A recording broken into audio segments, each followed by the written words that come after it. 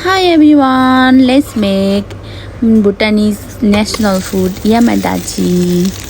सुरुमा चाहिँ घिउ लगाउने अनि त्यसमा चाहिँ अलिकति प्याज अनि आलु अनि क्याप्सिकम अरू कलरको क्याप्सिकम मिसाउँदा पनि हुन्छ। मैले चाहिँ यो सिम्पल क्याप्सिकम अनि ग्रीन क्याप्सिकम अनि अलिकति एउटा खोर्सानी अनि लसुन अनि स्वाद अनुसार नुन लगाइदिने, एउटा टमाटो लगाइदिने। यो चाहिँ बनाउन एकदम सिम्पल छ है, सिम्पल, केही गर्नु पर्दैन, सिम्पल।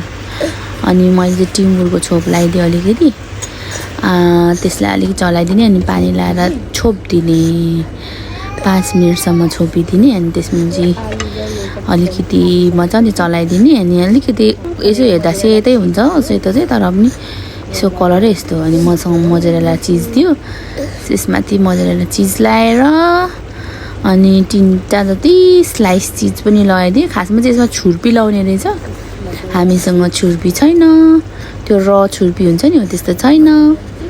अनि त्यस भएर चाहिँ मैले चाहिँ चिज लगाइदिएको, मोजरेला चिज र स्लाइस भएको चिज थियो मसँग, त्यो लगाएर एकछिन ग्याप्प छोपिदिने।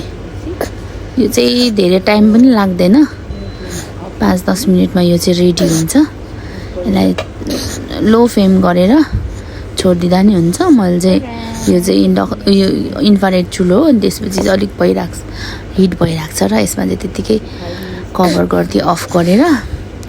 अनि त्यसपछि चाहिँ चट्ट लाएर मिक्स राइससँग सर्भ गर्ने अनि गम कि गम खाने।